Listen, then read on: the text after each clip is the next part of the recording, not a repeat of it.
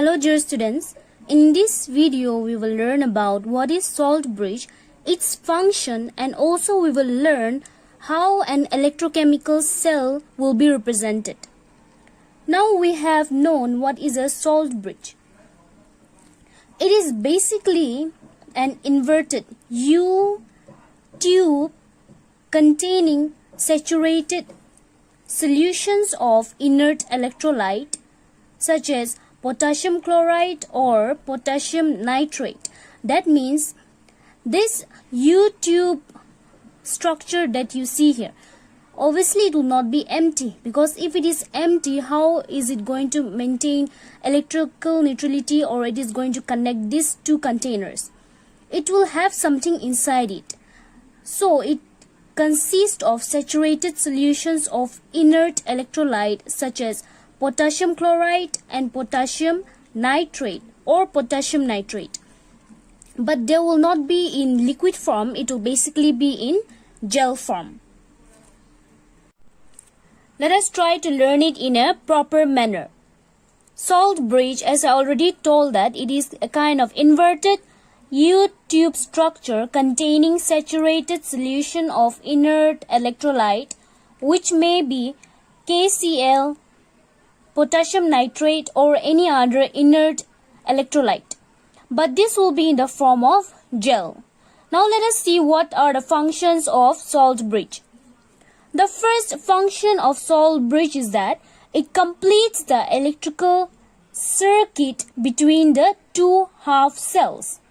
That means, if you remember the structure, the salt bridge is inserted in one tube which consists of the cathode, and it is also inserted in one container consisting of anode. So what it is doing is, it is completing the electrical circuit between the two half cells. And also it maintains the electrical neutrality of the two solutions. Since it is placed in both the container, its main function is to maintain the electrical neutrality between the two solutions consisting of cathodic solution and anodic solution. So this is what salt bridge functions as. Now let us see how an electrochemical cell is represented. It is basically represented in this manner: anode, single vertical line, anode electrolyte with its concentration, then double vertical line. This double vertical line indicates the salt bridge. After this salt bridge, what we will write is the cathodic electrolyte and its concentration, single vertical line, and the cathode. Now I have already explained about the half cells. One complete cell, when we divide it into two equal halves, each half is known as a half cell reaction. So this part will consist of only the anodic reaction, and this part will consist of only the cathodic reaction. Now in order to understand this, let us once again see the figure. As per the rule given, the first thing which we need to write is the anode. Now here, what is the anode? This is the cathode and this is the anode. And what is the electrode made of in case of anode? We are taking zinc. So in place of anode, what we will write is zinc. After zinc, we have a single vertical line, and then we have anode electrolyte. What is the electrolyte which we are taking in case of this anode? We are taking zinc sulfate. So after zinc, after the single vertical line, we will write zinc sulfate. And the concentration is always maintained as 1 m. So we will write 1 m, after which a salt bridge will be made. After the salt bridge, we have to write the cathodic electrolyte. In case of cathode, which electrolyte are we using? We are using copper sulfate. So copper sulfate will be written, its concentration is again 1 m. After that, we have to write the cathode. What is the cathode here? In this case, it is copper. So in this manner, you are going to write it. As you can see, firstly we have written zinc anode, followed by a single vertical line, then anode electrolyte with the concentration. Here it is a general reaction shown here with the half cells of anode and cathode. So the concentration is not known. So we have written M1, M2. Here, firstly we have written zinc anode. Anode electrolyte is zinc sulfate with the concentration M1, followed by double vertical line, which is the salt bridge. Then after that, according to the rule, we have to write the cathode electrolyte. So the cathode electrolyte, or the liquid used in the container in case of cathode, was copper sulfate. So we will write copper sulfate, then the concentration, which is M2, followed by a single vertical line, then the cathode. The cathode is copper. Simple way to remember is it will start with anode electrode and with copper electrode. That means it will start with anode and with cathode. And in between it will have their electrolytes. Now here, this is a general way of writing the cell. Most of the time you will not find the cell written in this way. Most of the numericals will have the cell written in this manner. So this is also the same thing in case of the full. In place of the full electrolyte, we are writing in the form of the charges. So here, anode. Anode is given as electrode, single vertical line, electrolytic solution. Cathode is given as electrolyte solution, vertical line, electrode.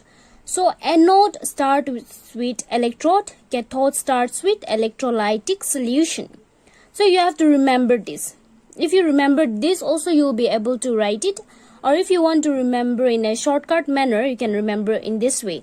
Anode starts with electrode, cathode starts with electrolyte solution. And what is the use of this single vertical line? Single vertical line, it is basically used to separate the phases. What kind of phases? Now see here, electrode. We know that anode electrode is made up of zinc. Now it is in the form of a solid because we are putting the rod inside the solution. And in which solution we are dipping the anode, that solution is in the form of a liquid, which is zinc sulfate. So this is solid, this is liquid or aqueous.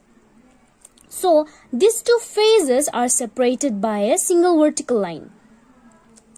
These two cells are separated by a salt bridge. When we are writing, salt bridge is used to connect the two cells, but when we are writing, this salt bridge is used to separate half cell reaction of anode and half cell reaction of cathode. While writing, generally it is used for connecting, but while writing we will say in that manner. Now copper sulfate solution is again separated with a single vertical line from the copper. Copper sulfate solution, we know it is in liquid form, which is aqueous, and copper, again the cathode, the electrode is made up of copper, which is in solid form. So this is aqueous, this is solid, both the faces are separated by a single vertical line. That is why we are using a single vertical line. I'm sure now why we are using this single and double, you'll be clear enough with the differences. And now here also I'm sure it will be quite clear now what is anode and what is cathode and how we have to write these cells. Now coming to this, here it is the same thing. Anode, as we have seen that firstly electrode will be written. What is the electrode in case of anode? It is made up of zinc, so we will write zinc. And electrolytic solution, what is the electrolytic solution? Zinc sulfate. But in place of writing zinc sulfate, we are writing the dissociated form. Now what is dissociated form? This solution, when it is placed inside the container, let us suppose that this is the container, zinc sulfate is added here. Now this zinc sulfate will not remain as a whole. If it remains as a whole, how will electron flow? How will the flow of electron take place? What will happen is this zinc sulfate will break down or dissociate into their respective ions, which will be Zn2 plus and SO4 2 minus. Just like HCl, when it is dissolved in water or any aqueous, it dissociates into H plus and Cl minus. In the same way, zinc sulfate will also dissociate into Zn2 plus and SO4 2 minus. SO4 plays a very less role. What the zinc does is, the zinc gives out electron travels, goes to the cathode. So we will write only the zinc, not the sulfate form. So in place of the anode electrolyte, in place of zinc sulfate, we will write Zn2 plus. It is the same thing, but only the thing is that in numericals you will not find in this format, you will mostly find in this format, so don't be confused. So electrode zinc and the electrolytic solution, we are writing Zn2 plus. This is in solid form and this is in aqueous form. I have already explained why it is solid, why it is aqueous. Now come to cathode. Cathode, we have copper sulfate solution. Copper sulfate also, it will dissociate into Cu2 plus and SO4 2 minus. It will dissociate in these two ions. So here, now, firstly, in case of cathode, we have to write the electrolyte solution. What will be the electrolyte solution in this case? Copper 2 plus. So we will write copper 2 plus, and then what is the electrode made of? Electrode is made of copper. So copper 2 plus aqueous, which comes from the electrolytic solution, and copper comes from the electrode. Now the overall electrochemical cell will be written in this manner. We already know the format, how to write the chemical cell. Anode electrolyte, cathode electrolyte. So here anode is Zn, electrolyte is Zn2 plus, salt bridge separating the two cells. After that, cathode electrolytic solution Cu2 plus, and then the cathode. Now when we write the entire cell, this is the complete reaction, complete cell reaction. But when we see only this is only the half reaction, and when we see only this is the half reaction. Together it makes a complete cell reaction. So by now I think it is quite clear how we have to write the electrochemical cell, what is the purpose of these vertical lines and what is this double line, and what is the functions of salt bridge. All these things you have to keep in mind. Here I have not mentioned the concentration, but always remember, after the electrolytic solution, the concentration will be mentioned. Even in this case, after electrolytic solution, concentration will be mentioned. And mostly the concentration will always be mentioned in your numerical questions. So you need not worry.